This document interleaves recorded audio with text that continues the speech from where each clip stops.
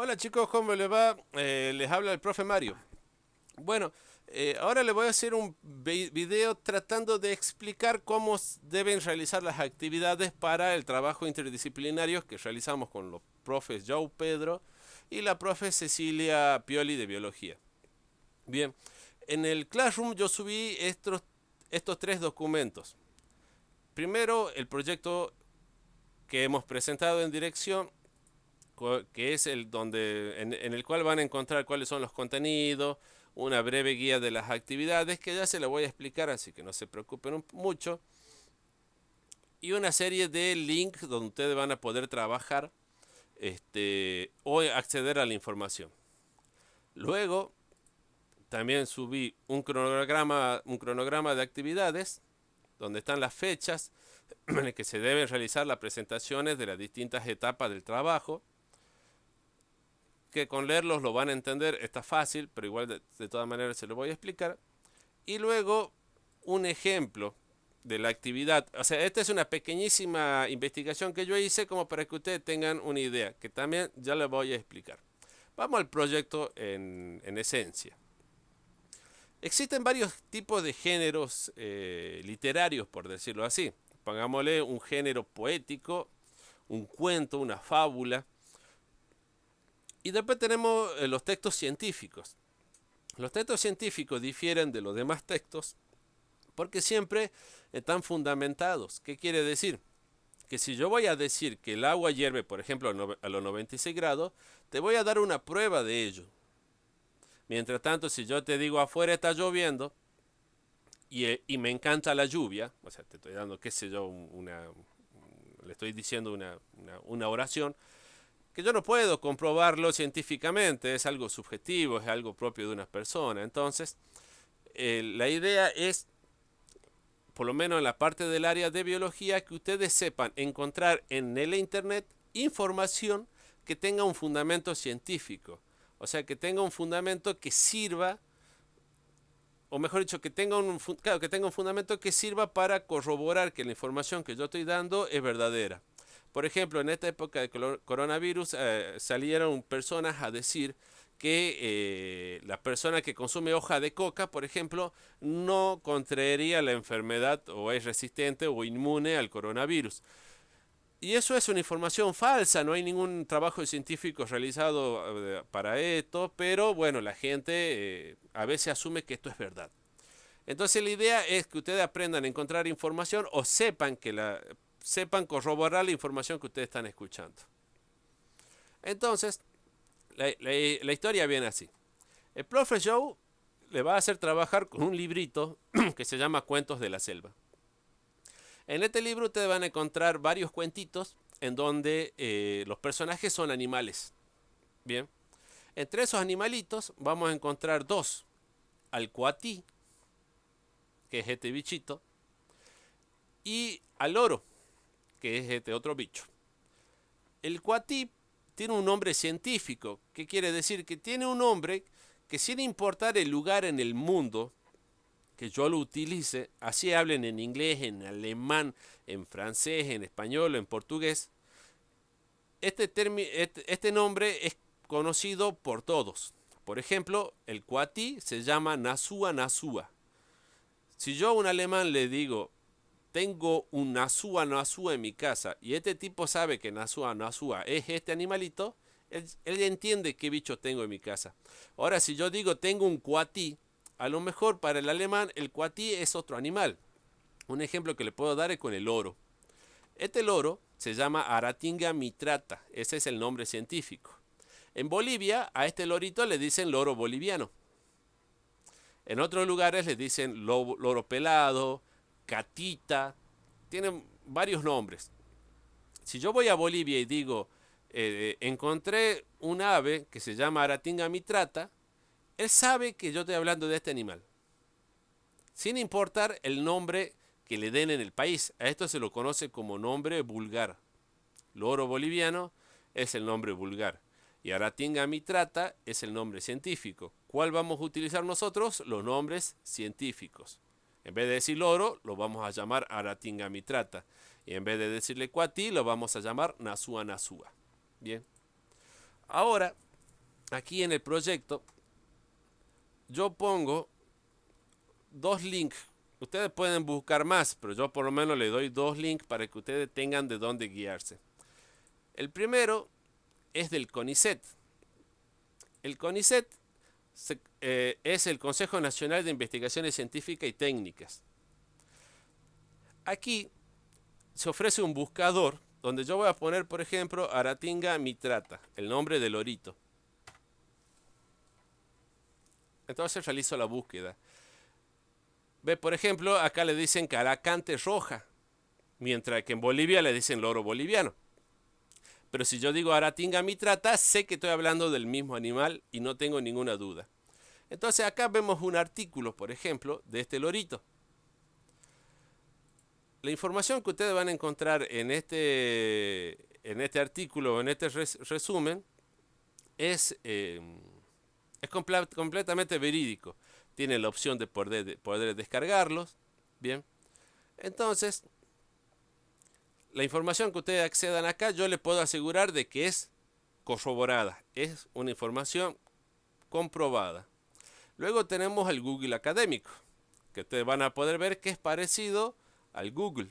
Acá están los dos links, como les dije, son estos dos. Entonces yo también pongo Aratinga mitrata, por darle el ejemplo. Entonces aquí tengo una serie de artículos relacionados a este animalito. Si yo hago clic por acá, tengo la opción de descargarlo. Descargo el archivo. Y acá me sale el artículo del lorito. Podrán ver que es el mismo loro, el que les mostré hace un rato. Estoy seguro de que estoy hablando de la misma especie, porque con este nombre nunca le va a cerrar. En cambio, si yo pongo loro boliviano, capaz que me sale cualquier loro. Pero yo sé que ahora me sale esta especie. Bien, entonces yo puedo buscar información sobre los dos animales en estas páginas. ¿Para qué vamos a buscar la información?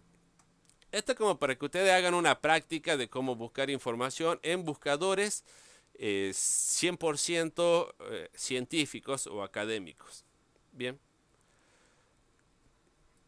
Luego yo les puse este cronograma. En este cronograma están separadas las actividades de biología y de lengua. Por ejemplo, las actividades de biología. Tienen hasta el 26 del 6 para presentar esto. O sea, el viernes. Las búsquedas de la fuente de información relacionadas a la especie Aratinga mitrata y Nasua nasua, o sea, al lorito y al coatí. Acá están las dos páginas que yo les sugiero. Entonces ustedes van a buscar información de este bicho. Luego, la información que ustedes han buscado, van a buscar o van a seleccionar lo que a ustedes más les parece interesante. Por ejemplo, las características morfológicas, o sea, cómo es la forma del bicho, el hábitat donde él vive, la distribución, en qué país se los puede encontrar, cómo se reproducen, la alimentación, el aspecto que ustedes quieran. Si quieren averiguar cuántas plumas tiene, pueden buscar cuántas plumas tienen, siempre y cuando sepan justificar o decirme de dónde sacaron la información. No quiero que usen Wikipedia. Que esta actividad también es para el 26, o sea que ustedes para el 26 tienen que buscar la información y hacer una selección de los aspectos que a ustedes más les interesen. Y luego, el 3 de julio, me van a presentar un informe. ¿Cómo quiero que hagan ese informe? No hay un formato específico, pero les voy a mostrar cómo yo hice una pequeña actividad o una pequeña investigación para que ustedes tengan una idea de cómo es que yo quiero que trabajen. Entonces yo les subo a ustedes un ejemplo para la actividad de biología. Estos 3 archivos están en el Classroom. Por ejemplo, yo hice una búsqueda en Google Académico, que aquí les pongo el link. ¿Qué búsqueda hice yo? Voy cerrando esto. Bueno, no lo cierro. Entonces yo hice, por ejemplo, esta búsqueda. De esta búsqueda tengo todas estas opciones. Fui hurgando una por una, buscando a ver cuál me convencía. Entonces elegí, por ejemplo, especies de perico citácidos en Morelos. de este texto, de este trabajito, yo seleccioné esta información. Acá tienen el trabajo. La mayoría no es que está en inglés, se pueden descargar, no se asusten. Fíjense que yo, por ejemplo, vengo acá, y acá tienen para descargar el PDF. Simplemente hacen clic acá y ya tienen la opción de descargar el archivo PDF. Si quieren pueden copiar y pegar. A mí lo que me importa es que la información sea obtenida en un buscador confiable. Por ejemplo este. Entonces abro y acá tengo especies de pericos que son parientes de los loritos, que se conocen como citácidos a los pericos en Morelos. Y viene una serie de información que ustedes después pueden ir leyendo. A ver. Entonces, acá está, esta es la búsqueda que hice y este es el texto que yo elegí. Bien. Que es el que acabo de mostrarle, el que yo descargué. Entonces, acá yo hice una selección e interpretación de la información obtenida. Como no tengo resaltador, pinté en rojo los textos o las partes de los textos que a mí me parecieron importantes. Por ejemplo, les leo acá cortito, una de las actividades de mayor impacto para el ambiente es la introducción de especies no nativas, pues es una de las principales causas de la pérdida de biodiversidad. ¿Qué quiere decir? Si yo tengo acá, introduzco una especie de un animal que no corresponde, por ejemplo, pongo un león en la selva, este león se va, por ejemplo, pongo un león aquí en la puna, este leoncito se vaya a comer todas las ovejas, todas las cabras, o sea, afecta a las especies que sí son nativas. Y normalmente lo hace de manera negativa. Y así, de todo este texto, yo empecé a sacar una serie de informaciones que a mí me parecen importantes. Que ustedes después lo van a poder ir leyendo. Entonces, después de haber seleccionado toda la información, que es la que yo coloreé, ustedes pueden utilizar más artículos, no se preocupen por eso. De toda esta información que yo elegí, hice un pequeño informe o una pequeña una conclusión, por decirlo así, en base a la información que yo saqué. ¿Qué dice mi conclusión? O mi proyectito, mi ensayito. Yo escribí que el introducir especies de aves no nativas en un ambiente urbanizado, o sea, en una ciudad, o modificado por el hombre, por ejemplo, un lugar donde la gente siembra soja, por darle una idea, si bien son plantas, pero es un ambiente artificial, es una actividad confirmada entre diferentes lugares del mundo, por ejemplo, en México y Argentina. ¿Qué quiere decir? Que, por ejemplo, hay evidencia, que acá está escrito en los textos de arriba, de que especies de loros de Argentina fueron llevados a México.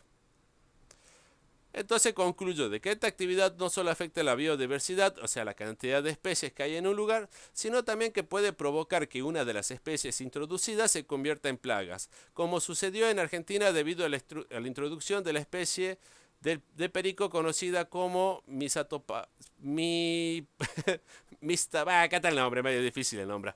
Dicha introducción fue aprobada por la Semarnat, encargada de la protección de especies nativas de México. ¿Qué quiere decir?